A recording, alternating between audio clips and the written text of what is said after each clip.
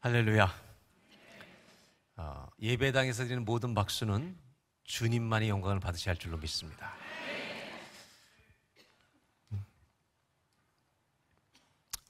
한 가지 좀 나누고 싶은 게 있는데요. 우리는 주님을 믿는 것입니까? 믿는 척 하는 것입니까? 믿는 거예요? 믿는 척 하는 거예요? 아멘? 가끔 믿는 척 할 때도 있죠. 저는 요즘에 이런 생각을 합니다. 이 기독교 신앙이, 기독교인들이 이 세상의 이 시대에 거센 도전을 받고 있다는 겁니다. 세상은 우리에게 질문하고 있습니다. 너희가 믿는 하나님이 살아계시냐? 너희가 믿는 하나님이 진짜냐? 하나님이 전능하시냐? 하나님이 선하시냐? 세상은 그렇지 않다는 겁니다.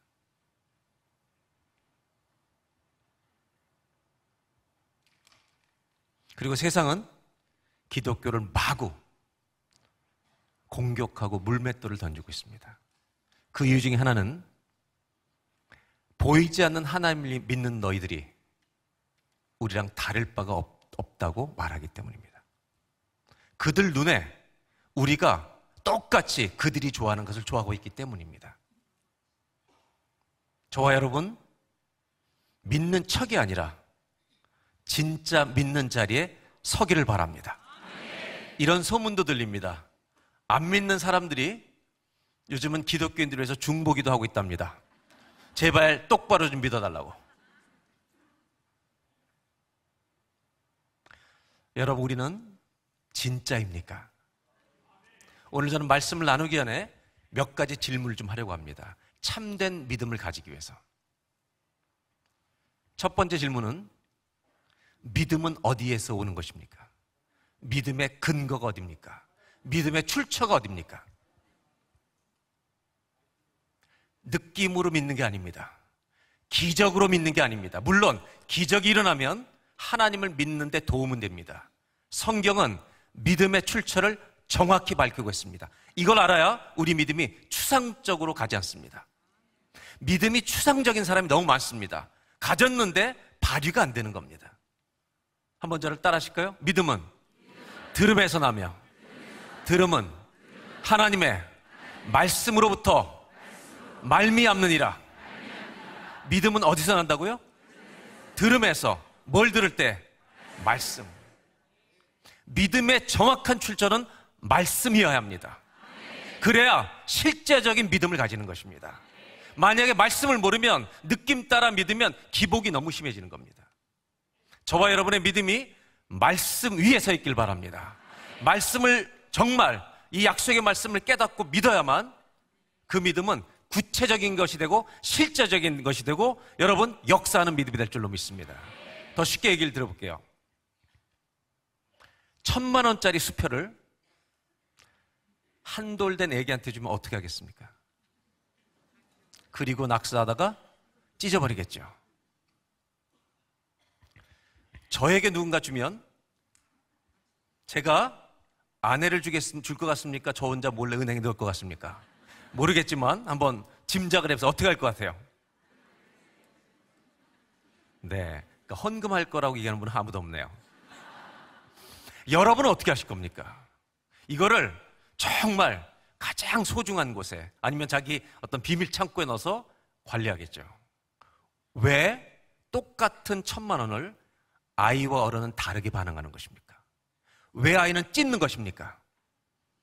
가치를 모르기 때문입니다. 교회를 다녀도 말씀을 들어도 가치를 모르면 똑같은 모양이 되는 겁니다. 여기 앉아있다고 모두가 예배하는 게 아닙니다. 하나님을 정말로 믿지 않으면 우리는 종교인이 되어버립니다. 종교 기술자가 되는 겁니다. 오늘 우리 모두 예배자가 되길 바랍니다. 두 번째 질문이 있습니다. 오늘 말씀을 좀 이해하기 위해서 질문하는 겁니다. 예수 믿는 것이 기쁘십니까? 입으로 말하지 말고 진짜 기쁘냐는 것입니다. 저는 왜 이런 질문을 하냐면 교회를 다니는데 예수 믿는 것 자체가 안 기쁜 사람이 너무 많기 때문입니다. 저는 감정적인 신앙을 가진 것도 싫어하지만, 주의하지만, 그냥 감정을 따라서 기분 좋을 땐 뜨겁고 싫어하지만, 저는 더 위험하게 여기는 사람이 어떤 사람이냐, 예수를 믿는데 기쁨이 없는, 영적 기쁨 감각이 없는 것을 더 위험하게 생각합니다. 우리 모두는 알죠? 기쁨은 이유와 실체가 있어야 기뻐하는 겁니다. 맞습니까? 여러분이 집이 없는 사람도 많지만 아파트 자기가 살고 있는 집이 2배 오르면 어때요? 안 기뻐요. 기쁘죠. 실체가 있어야 기쁜 겁니다. 여러분 사둔 주식이 7배 오르면 벌써 반은 웃어요 지금. 왜? 이유가 있으니까. 그런데 아무 이유 없이 기뻐하는 것은, 굉장히 죄송합니다 이런 용어를 써, 미친놈입니다. 예수를 믿는데 안 기쁜 사람은 이유가 뭘까요? 주님이 누군지 모르시기 때문입니다. 어떻게 아는데 모를 수가 있습니까? 안 기뻐할 수가 있습니까? 기독교가 회복해야 될 것이 있습니다. 주님을 놀라워할 줄 알아야 합니다. 그분이 누군지 알면, 그분을 경외한다면 매일 놀라야 합니다. 여러분, 그분이 누구를 지었느냐? 우리를 지은 겁니다. 여러분, 거울을 아침마다 보실 때마다 있잖아요. 보고 놀라시기 바랍니다. 잘생겨서 놀라지 말고 나같이 이런 존재를 주님 만드셨구나. 아멘? 그래서 여러분, 거울을 볼 때마다 아침마다 하나님의 형상을 따라 눈도 작지만, 키도 작지만 이 기가 막힌 존재를 창조하신 하나님을 찬송합니다. 아멘? 매일 거울을 보고 놀라워하시길 바랍니다. 옆 사람하고 한번 인사해 볼까요? 저를 보고 놀라지 않으셨습니까? 한번 인사하겠습니다. 이제부터 놀라시길 바랍니다. 아멘? 저는 뜬구름 잡는 얘기를 하는 게 아닙니다. 기독교인들이 기뻐하지 않는 이유는 주님을 몰라서 그렇습니다. 저는 그래서 우리 교인들한테 이런 얘기를 나눈 적이 있습니다. 내가 10년 이상 교회를 다녔는데 다른 1억, 1000만 원에는 모든 감각이 살아있는데 하나님 아버지의 이름을 불러도 아무런 감동이 없고 영적 감각이 죽어있는 채 10년을 교회 다닌다면 제가 제발 부탁하는데 교회를 떠나달라고. 교회를 제발 나가라. 그리고 너 멋대로 살다가 정말 주님이 필요할 때 돌아와라. 다 교회로 오라고 하는데 저는 떠나달라고 부탁합니다. 나가라 교회를. 아무런 느낌 없는데 뭘 자꾸 교회를 나오냐.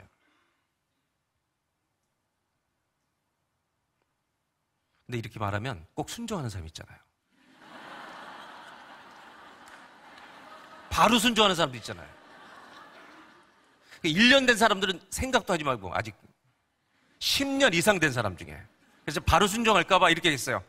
절대 그냥 떠나지 말고 1년 동안만 미친 듯이 기도해봐라 주님께. 그럼 반드시 만난다. 전심으로 찾고 찾으면 나를 만나리라. 왜? 하나님은 시퍼렇게 살아계시기 때문입니다. C.S. 루이스는 이렇게 말합니다. 이 세상은 그림자 땅이다. Shadowland. 그림자 땅이다. 우리가 기뻐하는 모든 것들 안에 여러분 슬픔이 깃들어 있다는 겁니다. 왜요? 손주를 보면 너무너무 할아버지 할머니들이 기뻐합니다. 거기에도 여러분 슬픔이 깃들어 있어요. 왜? 그 아이도 세상을 떠날 날이 오기 때문입니다. 이 땅에 우리가 누리는 모든 기쁨은 그림자가 있습니다. 끝이 온다는 얘기입니다. 성경이 말하는 바가 있습니다. 영원한 기쁨을 줄 수 있는 분은 예수밖에 없습니다. 예수님밖에 없습니다. 그분으로 인하여 즐거워하는 저와 여러분 되시기를 주의 이름으로 축복합니다. 세 번째 질문입니다. 이제 오늘 성경에 들어가기 위해서 믿음으로 고난을 이기고 있습니까? 믿음으로 고난을 이기고 있습니까? 대답 못하는 분들이 늘어나고 있습니다. 기독교인들의 정말 예수님을 믿고 구원받고 거듭나고 하나님의 자녀가 된 사람의 가슴 속에는 두 개의 문장이 공존합니다. 첫째는 우리 모두 그 은혜에 감격하고 감사할 뿐입니다. 그래서 우리 모두는 이 문장을 가지고 있어요. 하나님 감사합니다. 있어요, 없어요? 한번 따라 하실까요? 하나님 감사합니다. 있어요, 없어요? 늘 살아있습니다. 그런데 또 한 문장이 있는데 이건 살아있는데 표현을 안 합니다. 이 문장이 공존하고 있어요. 이게 뭐냐면 하나님 섭섭합니다. 자, 물어볼게요. 말은 안 하지만 있어요, 없어요? 네. 아까보다 더 목소리가 컸습니다. 있습니다. 키가 작아서 섭섭하고 눈이 작아서 섭섭하고 나는 부잣집에 안 태어나서 섭섭하고 수많은 섭섭의 이유들이 있습니다. 여러분, 감사와 섭섭함 사이에 자리 잡을 수 있는 것이 영성입니다. 영성은 뭐냐? 하나님에 대해서 낙심하고 실망하고 섭섭해하는 이 감정을, 나를 끌어내서 하나님 감사합니다, 찬송의 자리로 이끌어내는 것을 영성이라고 하는 것입니다. 아멘. 여러분, 정말 믿음으로 고난을 이기고 있습니까? 저는 우리 기독교 신앙은 대박을 구하는 것이 아니라는 것을 말씀드리라는 겁니다. 기독교 신앙은 대박 터지는 게 아닙니다. 1000명에 1명 일어나는 기적은 모든 보통 사람들에게 일어나지 않습니다. 다 대부분의 사람들이 고통이라는 보따리를 다 지고 여러분 광야길을 걸어가는 게 인생입니다. 여러분의 가정에 고난의 보따리들이 있어요, 없어요? 없는 분들 걱정할 필요 없어요. 내일부터 와요. 신앙은 뭐냐? 대박 터지는 게 아닙니다. 산책길처럼 기쁜 일만이 아닙니다. 신앙의 길은 하나님 만나러 가는 광야의 순례길입니다. 그 지루해 보이는 마라톤과 같은 광야길을 내가 져야 될 십자가를 지고 걸어가는데 우리가 걸어갈 수 있는 이유가 있다면 주님이 함께 걸어가 주시기 때문에 넉넉히 이길 줄로 믿습니다. 신앙의 길은 매일을 성실하게 살아가는 것입니다. 많은 분들이 하나님이 내 기도 응답대로 내 뜻대로 움직여지길 원하는 사람들이 많습니다. 거기서 섭섭함이 생깁니다. 여러분, 기독교 신앙은 주님이 내 뜻대로 움직이면 우상이 되는 겁니다. 신앙이 아닙니다. 예수님이 가르쳐주신 신앙은 뭐냐? 내가 건강해도 병들어도, 병이 안 나도, 부해도 가난해도 주님 말씀하신 대로 따라가는 것이 믿음입니다. 이것이 십자가의 도인 것입니다. 여러분, 끝까지 신실하게 주님 따라가는 저와 여러분 되시기를 주의 이름으로 축복합니다. 로마서의 바울이 말한 것처럼 내가 살아도 주를 위해 살고 죽어도 주를 위해 죽나니 그러므로 사나 죽으나 나는 주의 것이로다. 아멘. 저는 선교사님 간증 들으면서 이런 생각을 했어요. 여보, 우리 주님이 부르시면 자연사합시다. 이게 신앙입니다. 저는 임종을 앞두고는 교인을 신방 가면 살려달라고 기도하지 않습니다. 병원에 48시간 남았다고 합니다. 주님이 부르시는구나. 저는 믿음 있는 사람들에게만, 믿음 없는 사람들은 그렇게 안 하고 믿음 있는 사람들에게만, 권사님, 집사님, 어디로 가는지 아십니까? 그럼 그분들이 이렇게 대답해요. 목사님 알죠? 저 주님께 갑니다. 주님 만나면 뭐라고 얘기할래요? 제일 먼저 하고 싶은 말이 뭐예요? 자기 2가지만 하겠대요. 하나님 한번 꼭 껴 하나 주세요. 그리고 뭐라고 하는지 아세요? 2번째, 하나님 죄송합니다. 저는 기도합니다. 최 집사, 박 집사 기도하자. 하나님, 이제 우리 집사님 천국 갑니다. 주님 손 꼭 붙들고 주의 나라에 들어가겠습니다. 받아주십시오. 우리 교회 오지 마세요. 다 천국 보내 우리는.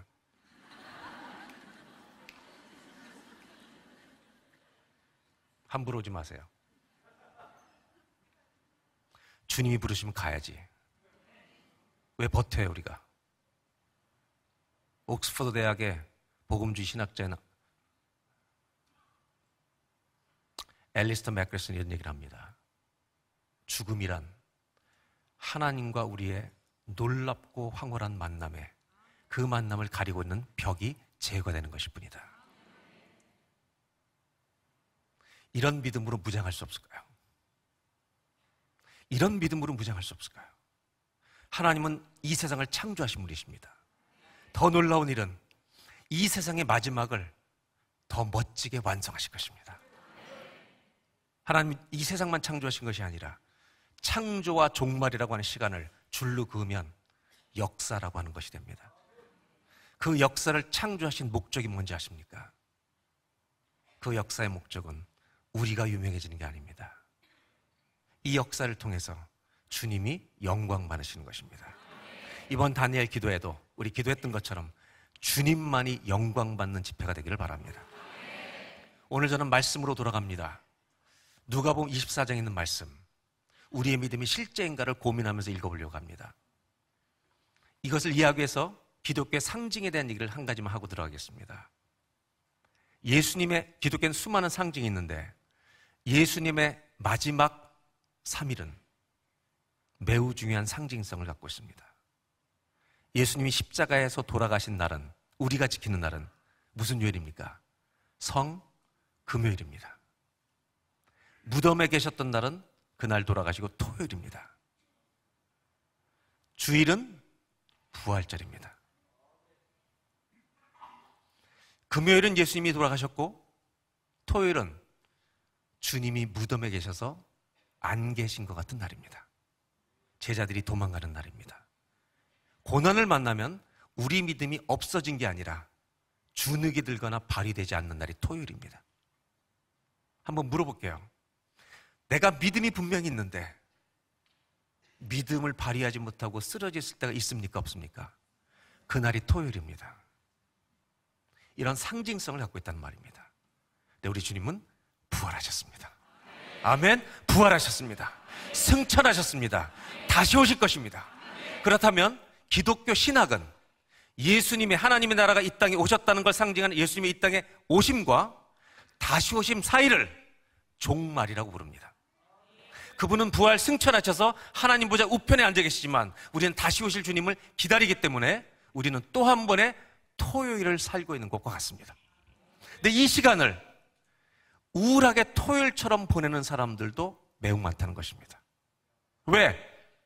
말씀에 대한 믿음이 약하기 때문입니다. 오늘 저는 여러분들과 이제 성경을 통해서 그 이야기를 해보려고 합니다. 누가복음 24장은 예수님의 부활 후에 일어난 소식입니다. 예루살렘에 갔다가 엠마오로 가는 두 제자들이 걷고 있습니다. 이 사람들은 예수님이 죽으신 것은 아는데 부활하셨다는 것은 보지 못했습니다. 무슨 요일을 살고 있어요? 주일이에요? 토요일이에요? 토요일을 살고 있는 겁니다. 부활하셨는데도. 자, 중요한 게 이겁니다. 부활하셨는데 아직 토요일인 겁니다. 오늘 성경을 다시 보겠습니다. 15절입니다. 다 같이 한번 읽겠습니다. 시작.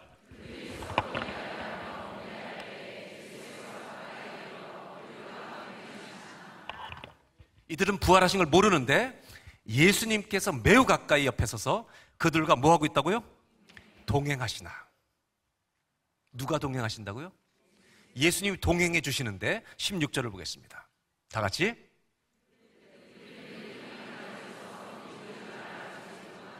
자, 실제는 예수님이 부활하셔서 동행하고 있어요, 없어요? 있는데 그들의 눈이 그인 줄, 동행하고 계신데 동행하는 줄 모를 수 있는 일이 벌어진다는 것입니다. 내가 예수를 믿는데 믿음의 눈이 가리워져서 고난이 나를 통치하고 지배하는 일이 일어날 수 있다는 말입니다. 그래서 토요일을 살 때가 우리 안에 많고 있을 수 있다는 것입니다. 이들이 슬퍼하는 이유는 하나입니다. 주님이 십자가에서 돌아가신 채 무덤에 계시기 때문입니다. 부활하셨다는 소문은 많이 들리는데 답답해 죽겠어요. 본 적이 없기 때문입니다. 걸어주시는데 눈이 가려졌다고 말합니다. 여러분, 우리의 믿음의 눈이 가려질 때가 있습니다. 주님이 안 보일 때가 있습니다. 수많은 고난의 이유 때문에, 상황 때문에 믿음이 없는 게 아니에요. 발휘가 안 되는 것입니다. 왜 하나님은 나를 이 고난 속에서 안 건져주시는가? 하나님은 전능하신가? 이런 질문들은 안 믿는 사람만 하는 게 아니라 요즘 저는 기독교 젊은 세대들한테 이 질문을 가장 많이 받고 있습니다. 목사님, 하나님은 전능하십니까? 저 이렇게 대답합니다. 전능하시다는 말은 모든 것을 하실 수 있다는 말이기도 하지만 하실 수 있는 것을 안 하시는 것도 전능이다. 이것은 똑똑한 사람만 이해할 수 있습니다. 우리는 전능은 다 행하는 것만 전능으로 이해하죠. 하나님은 이 전능을 행하지 않는 것도 전능입니다. 예수님은 십자가에 달려 돌아가실 때 손에다 못을 박은 사람들과 허리에 창을 찌른 사람들을 째려만 봐도 죽이실 수가 있었습니다. 전능하신 분입니다. 근데 예수님은 십자가에 달려 돌아가시는 그 일을 하실 때 전능을 다 통제하십니다. 그리고 매 맞고 침뱉음을 당하고 못 박히고 창에 찔려 그대로 죽으신 이유는, 모든 전능을 절제하신 이유는 그분은 끝까지 순종하고 죽으셔야만 우리를 살려내실 수 있기 때문입니다. 하나님은 전능하심을 발휘하지 않는 전능을 사용하셨습니다. 사랑으로 구하셔야 하기 때문입니다.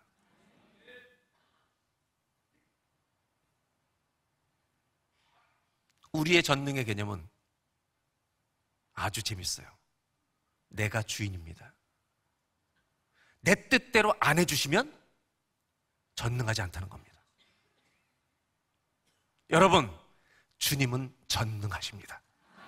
내가 망해도 전능하십니다.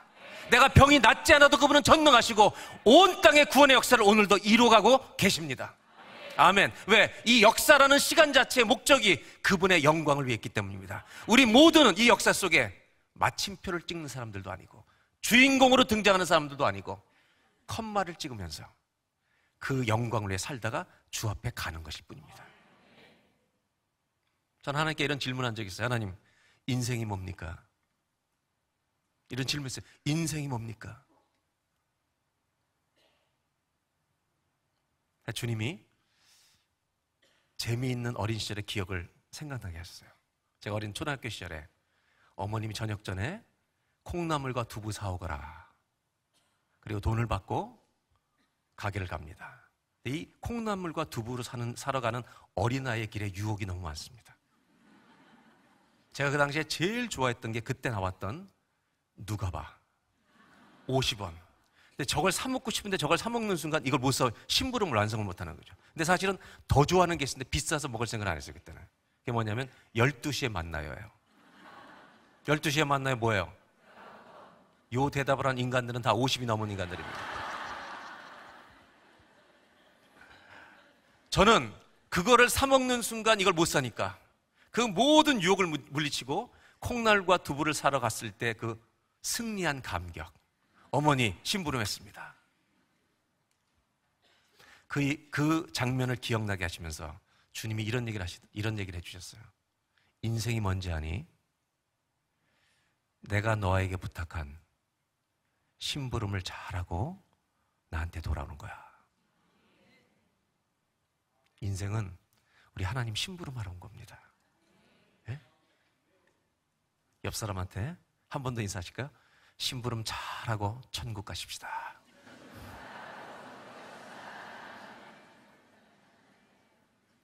내가 뭐 완성하려고 하지 마세요. 우리 모두는 마침표가 아니에요. 마침표는 주님만이 찍으시는 거예요. 우린 전부 다 조연이에요. 주님만이 주인이세요. 오늘 이 성경을 보면 이런 생각이 듭니다. 주님과 동행하고 있는데 동행하고 있는 걸 알아요, 몰라요? 몰라요. 이들을 알아요, 몰라요? 예수님인지 모르니까 제가 제목을 붙였어요. 슬픈 동행. 주님과 같이 걷는 걸 모르니까 슬픈 거예요. 근데 이 이야기 중에 너무너무 재미있는 장면들이 펼쳐집니다. 저는 이 성경을 읽을 때마다 참 이런 생각이, 우리 주님이 너무 유머가 많으시다. 센스 오브 유머. 이 너무너무 유머 감각이 탁월하신 분이에요. 어떤 내용이 이어지는지 17절을 보겠습니다. 왜냐하면 이 사람들은 예수님과 전혀 생각하지 못했죠. 예수님이 은근슬쩍 질문하시는 장면, 아주 은근슬쩍. 그냥 밝히시면 되지. 나 예수야 이렇게 얘기하시면 되지. 17절 한 절만 다 같이 읽겠습니다. 시작.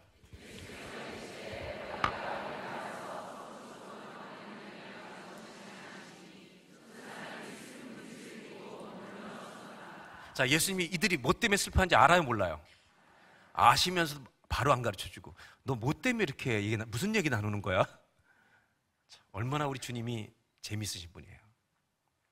그랬더니 이 사람들이 하는 얘기가 너무 재밌어요. 18절.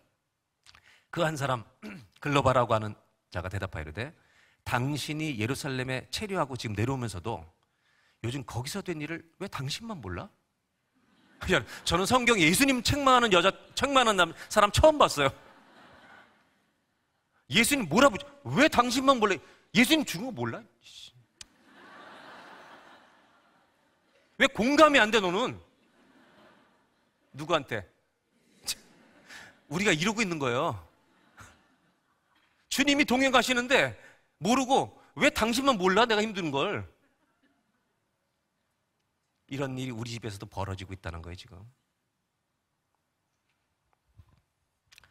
부활인데도, 부활하셨는데도 토요일을 사는 거예요. 거기는 아멘 하면 안 되지. 정신없이 아멘을 해. 아멘을 할 때 해야지.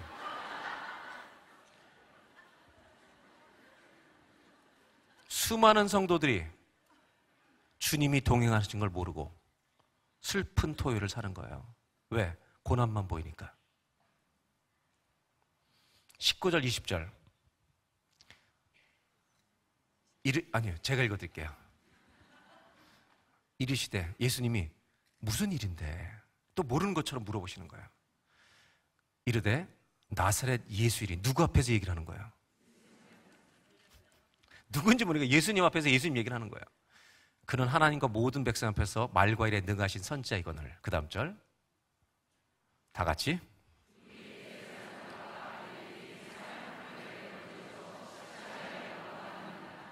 지금 예수님 어디 계시다는 거예요? 무덤에 계시다는 거예요. 21절 제가 읽겠습니다. 우리는 이 사람이 이스라엘 속량 구속할 자라고 바랐노라. 이뿐 아니라 이 일은 한 지가 사흘째인데 감감무소식입니다. 주님은 안 계신 것 같습니다. 자, 중요한 단어를 하나 써볼까요? 하나님의 부재입니다. 나는 지금 주님이 안 계신 것 같다는 겁니다. 그날이 토요일입니다. 우리 중에 어떤 여자들은 무덤에 갔다가 시체를 못 봤다는 거예요. 천사를 봤는데 부활하셨다는 소문 들리는데 본 사람이 없으니 답답해 죽을 지경이라고 말하고 있는 것입니다. 예수는 보지 못했다는 아주 자세한 설명을 예수님께 해드리는 겁니다. 주님 모르실까 봐.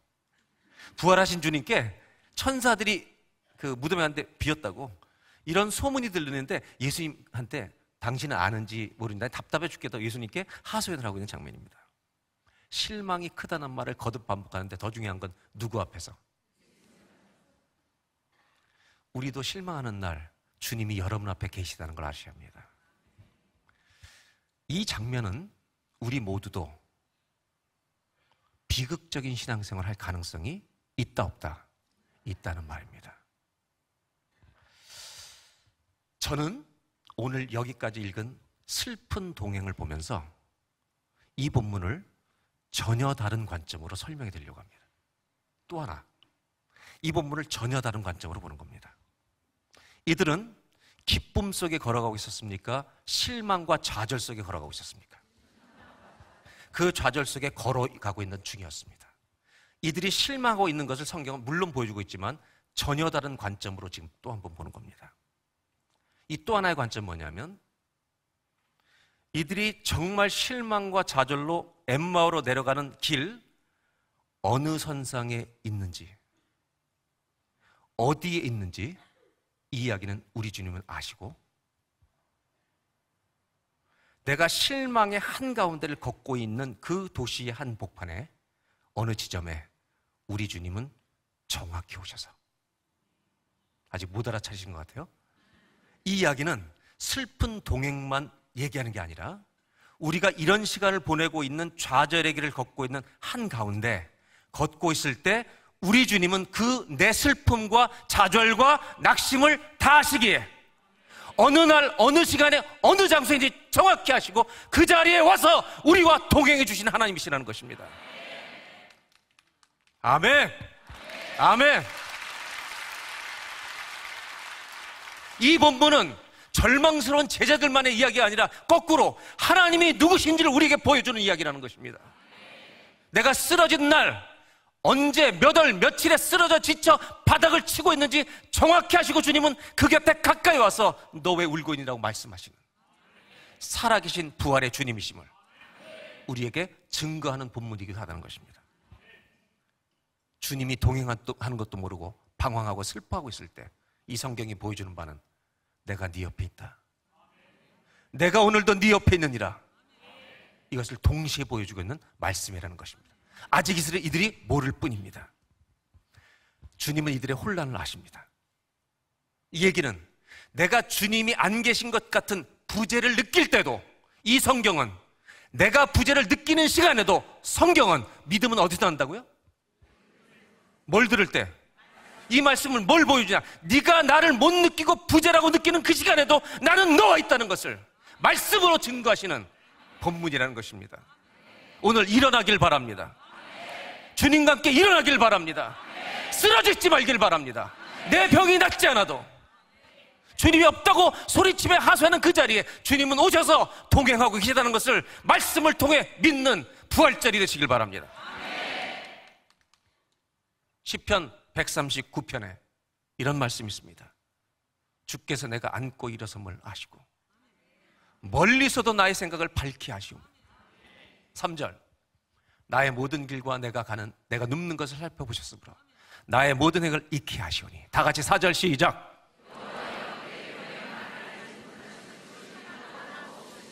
아멘. 우리가 믿는 주님은 이런 분이기 때문에 여러분 매일 놀라셔야 합니다. 아멘.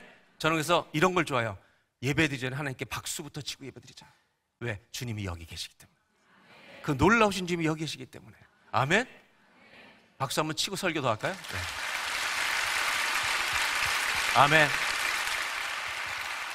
주님은 여기 계십니다. 이제 예수님은 이들에게 자신을 알려주시야 하십니다. 어떻게 알려주시냐? 24장 25절로 27절입니다. 제가 읽어드릴게요. 이르시되 엠마오의 두 제자에게 말씀하십니다.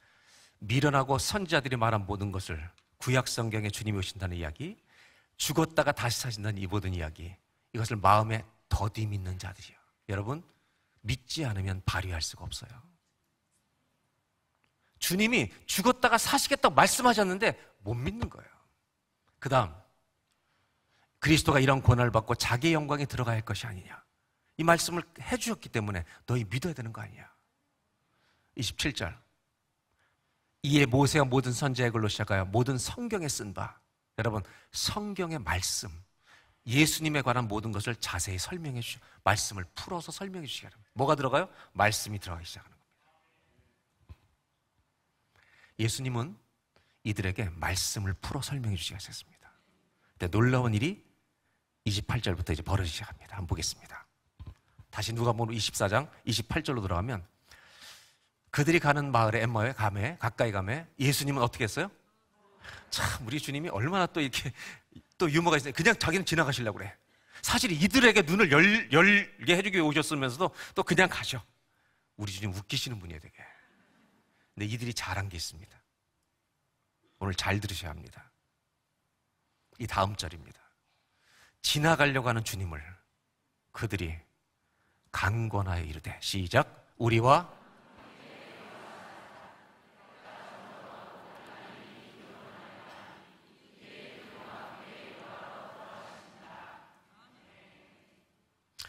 우리 집이 한국 문화와 좀 맞으시는 게 있어요. 우리 어렸을 때 남의 집 가면 밥 먹고 왔니?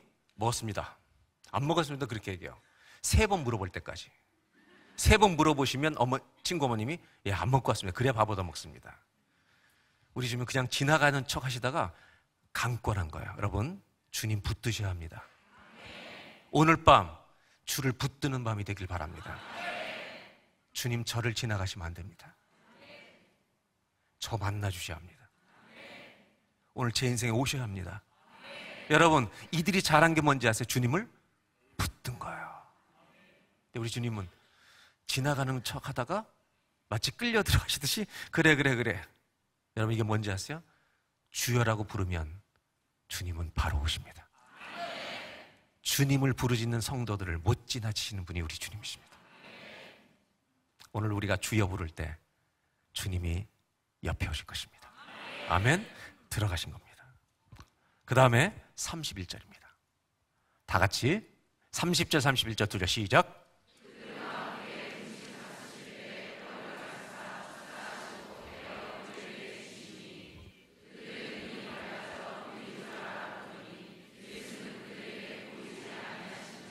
그들의 눈이 가리워졌던 눈이 밝아진 거예요. 언제? 떡을 떼어주실 때.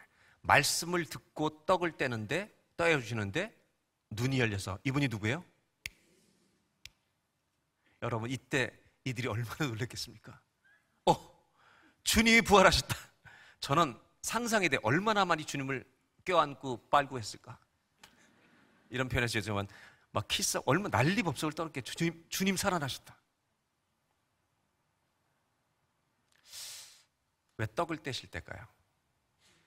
어떤 학자는 이렇게 말합니다. 손바닥에 못자국이 있는 거예요. 못자국이 있는 거예요.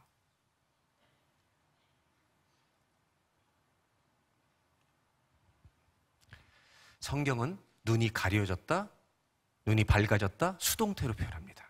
이 모든 사건을 주도하고 계신 분이 우리가 아니라 주님이십니다. 이 모든 오늘의 집회도, 21일간의 집회도 우리가 주도하는 게 아닙니다. 주님이 주도하고 계십니다. 거기에 우리는 참여하는, 복을 누리는 것뿐입니다. 아멘. 하나님의 역사에 우리는 들어오는 것입니다. 그런 집회가 되길 바랍니다. 이들이 부활의 주님을 만납니다. 너무 웃긴 게 있습니다. 31절 다시 보겠습니다. 다 같이 시작.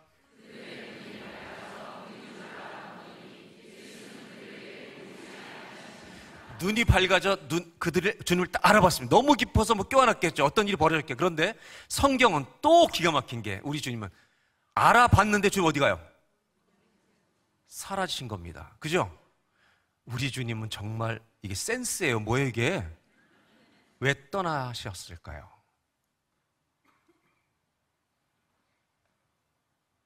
여러분, 주님이 부활하셨다는 건 본 사람은 그분이 안 계셔도 동행하심을 합니다. 아멘. 부활을 목격했기 때문에. 그분이 딴 데 가셔도 주님은 살아나셨다. 주님은 나와 동행하신다. 아멘. 이 믿음을 가지게 된 것입니다. 그들과 안 계시고 몸으로 떠나 계신데도 이들 알아요. 주님은 살아나신 것을. 아멘. 우리는 이 주님을 믿는 게 맞습니까? 안 계신 거예요. 몸으로는 분명히 부재인데 이들은 임재를 느끼는 겁니다. 아니, 임재를 믿는 것입니다. 이제는 동행인 것입니다. 주님이 나를 아신다는 것, 내가 그 주님을 배웠다는 것, 우리는 안 뵙고도 약속의 말씀을 통해 부활하셨고 승천하셨고 다시 오실 것을 믿고 살 수 있는 사람들입니다. 아멘. 그리고 이들이 서로 말합니다. 32절입니다. 다 같이 시작.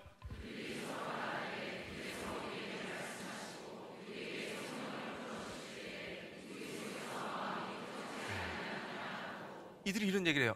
주님을 알아본 다음에 서로 다시 고백을 하길. 야, 우리가 언제 뜨거워졌지? 그분이 뭘 풀어주실 때? 말씀을 풀어주실 때. 맞지? 이 약속대로 하시는 거지. 이 말씀은 이루어지는 거지. 여러분, 하나님 말씀하시면 그대로 되니라. 빛이 있으라 하시면 빛이 나와야 되는 거고, 나사로야 나오너라 하면 죽은 자가 무덤에서 뚜벅뚜벅 걸어 나와야 하는 것이고. 왜? 죽음보다 큰 자가 말씀하시니까 죽음을 뚫고 나오는 거죠. 우리는 이런 주님을 믿냐는 거예요. 나서라 나오너라. 죽은 자가 나와야 돼. 왜? 죽음보다 크시니까 말씀하시니까요. 이 주님을 믿는 거죠, 우리는. 그런데 이들이 뭐라고 말하냐면, 우리가 그분이 말씀을 풀어주실 때 우리 마음이 뜨거워지지 않더냐, 믿음이 생기지 않더냐. 여러분, 말씀이 불이라는 걸 아셔야 합니다. 말씀 안에 불이 있습니다. 말씀 안에 능력이 있습니다. 말씀을 믿으면 그대로 되는 것입니다. 아멘. 하나님 말씀하신 바는 반드시 이루실 것입니다. 약속하신 대로 살아나신 줄로 믿습니다.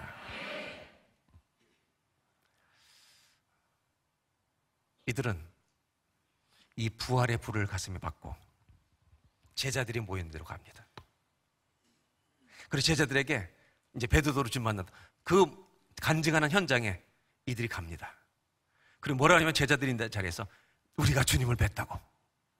이렇게 주님이 우리와 부활하셨고 우리와 동행하셨던 사건을 증거하고 있을 때 또 주님은 기가 막히게 등장하십니다.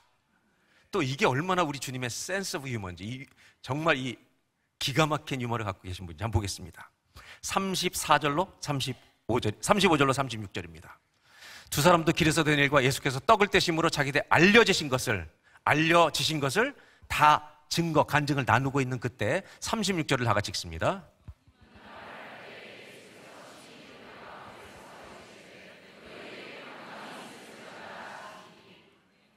주님이 언제 오셨을까요?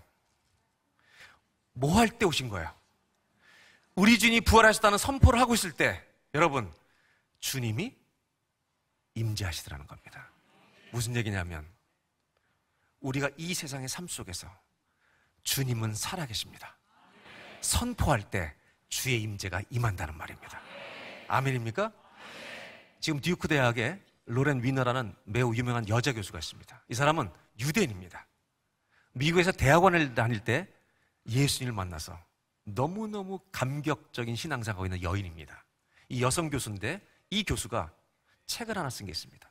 많은 책을 썼지만 신앙에 대한 책을 쓴 것 중에 하나가 머드하우스 안식, 진흙으로 지은 집, 진흙으로 지은 안식이라는 책을 썼는데, 이 책에서 이런 얘기를 합니다. 나는 예수 믿는 게 너무 기쁘다. 허니문, 신혼여행처럼 너무너무 기쁘다. 그런데 유대교 전통에서 잃어버린 것이 그리워질 때가 있다. 그 첫 번째가, 여러 챕터를 썼는데, 우리가 흔히 생각하는 유대교의 안식이 종교 형식으로 생각하는데 그게 아니다. 이 안식이 얼마나 중요한지 모른다. 모든 것을 멈추고 주님을 기억하는 날이다. 이게 그립다는 거예요. 우리 개신교인들은 너무 바쁘대요. 안식일, 우리로 말하면 주일인데 주일도 너무 바쁘다는 거예요. 주님을 기억하는 그 누림을 더 누리고 싶다. 그러면서 유대인들의 장례 문화를 얘기합니다. 어떤 집에 자녀가 세상을 떠날 때가 있습니다. 그러면 슬퍼요, 안 슬퍼요? 그때 찬송이 터져요? 안 터집니다. 유대인들은 처음 일주일을 매일 신방을 합니다. 그리고 그 고통과 비극을 당하고 있는 집에서 주님을 찬송하는 시편을 부르는 겁니다. 그때 그 슬픔에 있는 자는 같이 기도하는데 그 노래를 못 부른답니다. 일정 기간이 지나면 일주일에 한 번씩 가요. 그렇게 해서 한 달에 한 번씩 1년 동안 그 집을 방문합니다. 근데 매일 가다가 한 달에 한 번씩 일주일에 한 번씩 가다가 이제 마지막에 한 달에 한 번씩 가는데, 이렇게 일주일에 한 번씩 가다 보면 이런 일이 벌어진대요. 하나님을 찬송할지로다. 이렇게 찬송하는 믿음에 동행하는 사람들이 부를 때 어느 날 비극에 있던 사람이 일어나게 되는 줄로 믿습니다. 하나님을 찬송한다고 일어난다는 거예요. 여러분, 무슨 말인지 아세요? 믿음의 한 사람이 어려움을 당하고 있는 사람, 내가 어려움을 당할 때 마찬가지죠. 내가 이 비극 속에 있지만, 병 속에 있지만 나는 하나님을 찬송합니다 하고 일어서면, 주님을 높이면 비극 속에 있는 사람이 또 일어나는 역사가 일어날 줄로 믿습니다. 왜? 이분에게는 하나님의 임재가 주께서 역사하시기 때문에. 오늘 예배 기도하고 찬송할 때, 또 기도할 때 여러분, 하나님의 임재가 충만하여 쓰러진 자들이, 토요일을 살던 자들이 일어나는 오늘 집회, 오늘 저녁 되시기를 주의 이름으로 축원합니다. 아멘. 그리고 나서 이제 이 성경의 마지막 이야기로 흘러갑니다. 제자들에게 다 나타나시고 누가 보면 마지막에 어떻게 끝나는지 여러분 보려고 합니다. 사실 오늘 이 얘기를 하려고 여태까지 설명한 것입니다. 모든 제자들에게 다 이성의 선물 머물라고 말씀하시고 24장 50절로 53절에 주님이 이들과 헤어집니다. 승천하십니다. 보겠습니다. 50절 제가 읽어드릴게요. 예수께서 그들을 데리고 베다니 앞까지 나가사 손을 들어 그들에게 축복하시더니 축복하실 때 그들을 떠나 어디로 올라가셨어요? 이걸 우리 뭐라고 그래요? 승천입니다. 자, 여기까지. 예수님 부활의 몸으로 어떻게 하셨어요? 하늘로? 대답 잘 하셔야 됩니다.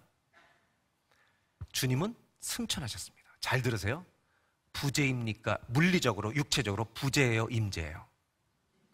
주님이 부재예요, 임재예요? 육체적으로. 너무 영으로 생각하지 말고 육으로. 육으로. 예. 부재, 임재예요.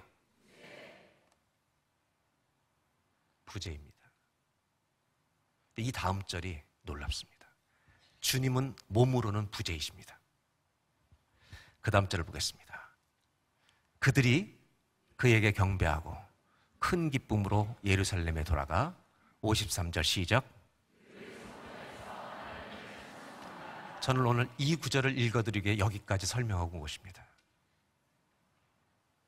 그분은 승천하셨는데 육체적으로 우리와 함께 계시지 않는데 기쁨으로 다 모여서 한번 따라하시죠. 늘 성전에서 하나님을 찬송하니라. 다시 한번 줄여서 늘 찬송하니라. 하나님이 육체적으로 부재, 예수님이 육체적으로 부재예요, 임재예요?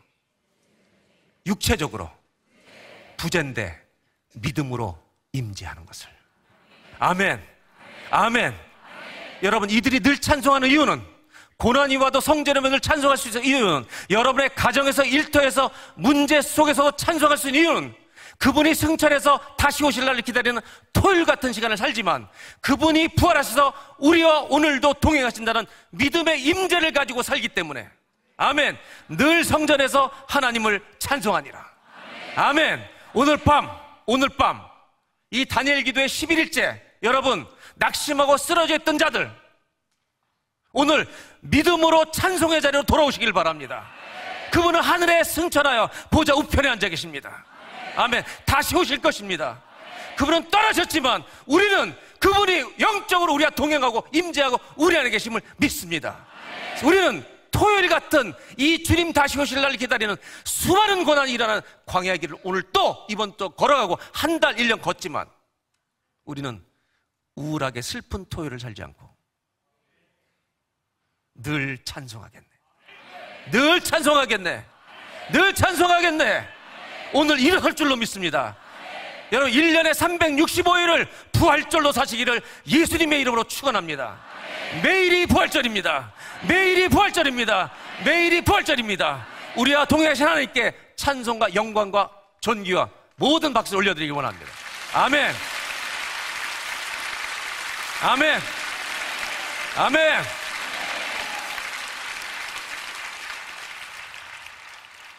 신앙이란 주님과의 영원한 동행입니다.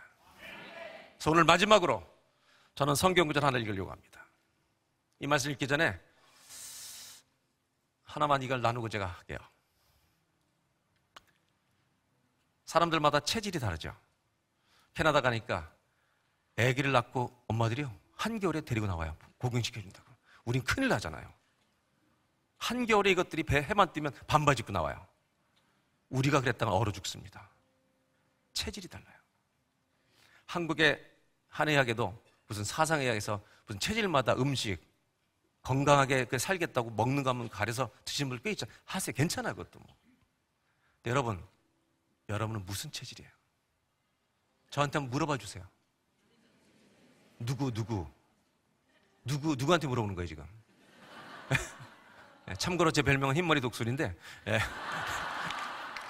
저한테 물어보는 거죠? 무슨 체질이냐고 대답해 드려요? 저는 부활 체질이에요.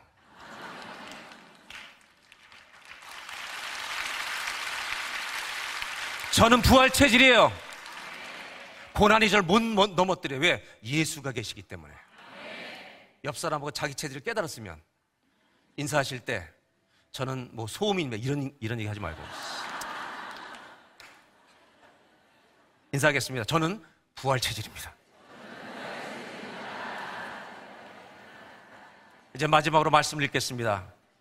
여러분 상황이 어떤 상황에 있든지 우리 주님은 여전히 살아계시고 전능하시고 우리가 내 인생 다 바쳐 믿을 만한 분이시고 역사의 마지막을 멋지게 완성하실 한 분 하나님이십니다. 그래서 고난당하던 초대교회 성도들에게 우리 주님은 고난을 제거해 주지 않고 로마 정권을 다 망가뜨리지 않고 천국에 예배하는 장면을 보여주십니다. 그리고 그 고난당하시고 죽으신 예수 그리스도가 승리하셔서 하늘 보좌에 우편에 앉아 계시다. 그분을 바라보며 끝까지 신실하게 나를 따라오라고. 저는 요한계시록 5장 12절 13절을 같이 읽겠는데요. 13절에 돌릴지어다까지만 읽겠습니다. 아시겠죠? 돌릴지어다까지, 한이는 빼고 돌릴지어다까지. 아시겠죠? 근데 어떻게 읽냐면 내 인생의 가장 큰 목소리로, 그리고 내가 낙심했던 사람은 더 큰 목소리로. 그래서 오늘 믿음으로 부활하는 날, 그리고 내 인생에 앞으로 매일이 토요일 부활절, 늘 찬송하니라, 늘 찬송하니라, 부활절 살겠습니다. 그래 돌릴지어다까지 딱 한 다음에 제일 크게 읽고, 아주머니들은 잘 들으세요. 제일 크다는 말은 남편들을 야단칠 때보다 더 큰 목소리로 하라는 얘기예요. 다 돌릴지어다까지 하고 아멘을 3번. 그리고 초대교회 성도들은 아멘 할 때 박수를 치면서 아멘 했대요. 그래서 우리가 돌릴지어다 한 다음에 아멘 3번 하고 3초만 하나님께 영광의 박수를 딱 올려드리고 찬양팀이 박수를 치는 순간에 예수 나의 참성왕 찬양을 같이 쫙 부를 겁니다. 됐죠? 시작!